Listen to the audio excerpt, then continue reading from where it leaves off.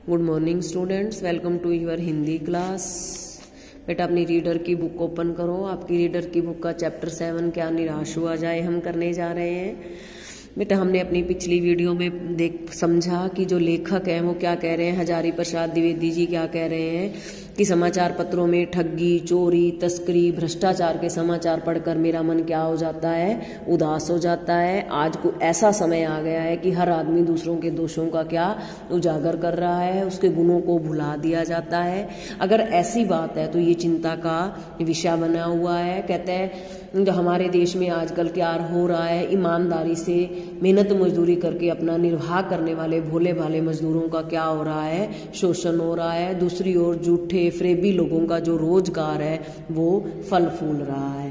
ईमानदार लोगों को कायर और भीरू डरपोक माना जाता है। ऐसा प्रतीत होता है कि जीवन के महान मूल्यों के प्रति जो हमारी आस्था थी वो क्या होती जा रही है, हमारी आस्था है वो हिलने लग गई है, कम होती जा रही है। भारतवर्ष एक ऐसा देश है जहां भौतिक वस्तुओं के संग्रह को अधिक महत्व नहीं दिया गया है, बल्कि मानव के भीतर जो आंतरिक भाव से बैठा हुआ है, जो परम पिता परमात्मा हमारे अंदर बैठे हुए हैं, वही शक्ति ही क्या है, चरम और परम है, आखिरी और श्रेष्ठ शक्ति है। चरम और परम का क्या मतलब है, आखिरी और श्रेष्ठ शक्ति वही है। कहते हैं लोभ, लेखक क्या कहते हैं कि लोभ, मोह, काम, क्रोध ऐसे स्वाभाविक गुण हैं जो मनुष्य में समाज में रहते हुए आ जाते हैं। लेकिन हमें क्या करना है, इन्हें प्रधान शक्ति नहीं मान लेना है और अपनी मन और बुद्धि को इनके इशारे पर नहीं छोड़ देना है। अगर हमारे मन और बुद्धि इनके इशारों पर आचरण करेंगे तो क्या होगा कि इशारों पर चलेंगे तब हम बुरा आचरण करना शुरू कर देंगे। आगे लेखक क्या कह रहा है, कहते हैं कि हमारे देश में अनेक गरीब लोगों को दीनहीन अवस्था को दूर करने के लिए अनेक कानून बनाए गए हैं जो कि कृषि, उद्योग, वाणिज्य, शिक्षा की स्थिति को अधिक उन्नत बनाने के लक्ष्य से प्रेरित होते हैं। परंतु जो लोग इनसे जुड़े हुए होते हैं वो क्या करते हैं, अपने लक्ष्य को भूल जाते हैं और अपनी ही सुख सुविधा के बारे में अधिक ध्यान देने लग जाते हैं। समाज के कहते हैं ऊपरी वर्ग में, ऊंचे वर्ग में चाहे जो कुछ भी हो रहा हो, किंतु हमारे देश में सेवा, ईमानदारी, सच्चाई के मूल्य अभी भी दबे नहीं है, दब गए हैं लेकिन नष्ट नहीं हुआ है। कहता है चाहे ऊपर कुछ भी हो रहा है, समाज के ऊपरी वर्ग में जो कुछ भी हो रहा है, लेकिन जो सेवा, ईमानदारी, सच्चाई के मूल्य हैं वो दब भले ही गए हैं लेकिन नष्ट नहीं हुए हैं। आज भी मानव से क्या करता है, प्रेम करता है, औरतों का सम्मान किया जाता है। झूठ, चोरी और दूसरों को पीड़ा पहुंचाने को आज भी हम क्या समझते हैं, गलत समझते हैं। आज भी समाज में उन लोगों को हीन माना जाता है जो गलत तरीके से धन या मान को इकट्ठा करते हैं, संग्रह करते हैं। लेखक हमें आगे बताता है कि दोषों का पर्दाफाश करना बुरी बात नहीं है। बुराई यह मालूम होती है कि किसी के आचरण के गलत पक्ष को उद्घाटित करके उसमें रस लिया जाए। लेखक क्या कहते हैं कि किसी के दोषों का उजागर करना, दोषों को बताना बुरी बात नहीं है। बुरी बात क्या है कि जब हम उसके दोषों को उजागर कर रहे हैं, दोषों को उद्घाटित कर रहे हैं तो हमें उसमें आनंद आए, मजा आने लगे। दोषों उद्घाटन को एकमात्र कर्तव्य मान लिया जाता है। दूसरों के दोषों का उद्घाटन करने को हम अपना क्या मान लें, कर्तव्य मान लें। बुराई में रस लेना बुरी बात है, अच्छाई में उतना ही रस लेकर उजागर ना करना बुरी बात है। कहते हैं किसी की बुराई करते वक्त हमें आनंद आए, मजा आए तो क्या बुरी बात है, लेकिन अगर हम अच्छाई में आनंद ना लें और उसे उजागर ना करें ये उससे भी बड़ी बात है। अर्थात हमें अच्छाई को तो उजागर करना चाहिए, उसमें आनंद लेकर, मजा लेकर उजागर करना चाहिए, और बुराई को हमें उजागर नहीं करना चाहिए। बुराई को उजागर करते समय उसमें आनंद नहीं लेना चाहिए।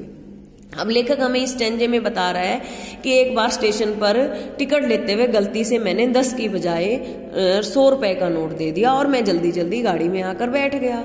थोड़ी देर में टिकट बाबू उन दिनों के 2nd क्लास के डिब्बे का हर आदमी का चेहरा पहचानता हुआ उपस्थित हुआ। लेखक यहाँ बता रहे हैं कि एक बार मैं रेलगाड़ी से यात्रा कर रहा था, मैंने कंडक्टर को 10 रुपए के बजाय गलती से 100 रुपए दे दिए। थोड़ी देर बाद कंडक्टर वापस आया, वो मुझे ढूंढ रहा था, उसने आकर मुझे मेरे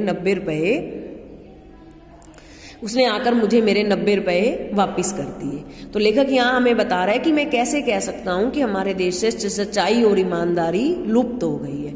आगे लेखक अपने जीवन की एक और घटना बता रहे हैं। लेखक क्या कहते हैं कि एक बार लेखक बस में यात्रा कर रहा था अपनी पत्नी और बच्चों के साथ। बस खराब थी, कहते रुक रुक कर चल रही थी। गंतव्य से कोई 8 किलोमीटर पहले ही बस एक निर्जन स्थान पे जाकर बस ने क्या दे दिया, जवाब दे दिया, अर्थात बस चलनी बंद हो गई। रात के कोई 10 बजे थे। बस में यात्री घबरा गए, कंडक्टर उतर गया और एक साइकिल लेकर चलता बन गया। लोगों को संदेह हो गया कि हमें धोखा दिया जा रहा है। लेखक अपने जीवन की एक घटना बता रहा है।